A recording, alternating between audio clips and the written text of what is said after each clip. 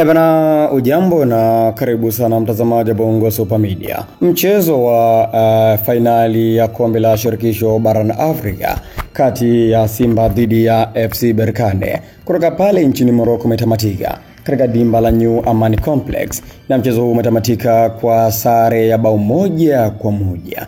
Lakini maamuzi ya muamuzi hakika yameweza kuzua gumzo kweli kweli mara baada ya kuamua ndivyo sivyo. Mtazamaji, huyu ndio yule muamuzi ambaye aliweza kuwanyima Yanga bao kule nchini Afrika Kusini, lakini pia ndio huyu muamuzi ambaye aliweza kutoa kadi nyekundu hii leo kwa Kagoma, ambapo kimsingi ukitazama ule mpira wakati unaanza Kagoma alicheza mpira, lakini muamuzi yeye kwa kuwa tayari kwa lugha nyepesi unaweza kusema kwamba yuko upande fulani, basi akaamua kuwapunguza nguvu Simba mapema kabisa katika kipindi cha pili. Mara baada ya kuona tayari Simba na bao moja, aliona moja kwa moja Simba anaweza akasawazisha na kuweza kuongeza. Hivyo mbinu ambayo imetumika rahisi ni kuwapiga kadi nyekundu wachezaji wa Simba, ambapo moja kwa moja Kagoma akapewa kadi nyekundu katika faulo laini mno, ambayo kimsingi ilikuwa ni ya kutoa tu onyo la kawaida na mechi ikaendelea. Lakini atoa kadi nyekundu ndani ya dakika 50 tu.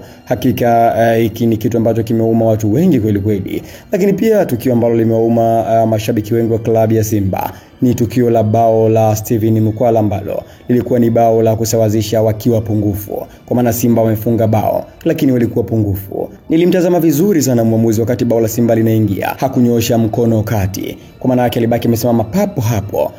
Wachezaji wa Simba wakiendelea kushangilia, tayari katika kichwa chake alijua kwamba hili sio bao. Hata walipoanza kuzungumza katika VAR wakalikataa moja kwa moja, lakini bao la Berkane lilipoingia tu muamuzi hapo akanyoosha mkono kati. Mpaka hapo tunagundua kwamba maelekezo. Maoni yako ni yapi? Unaweza kaandika maoni yako hapo katika sehemu ya comment.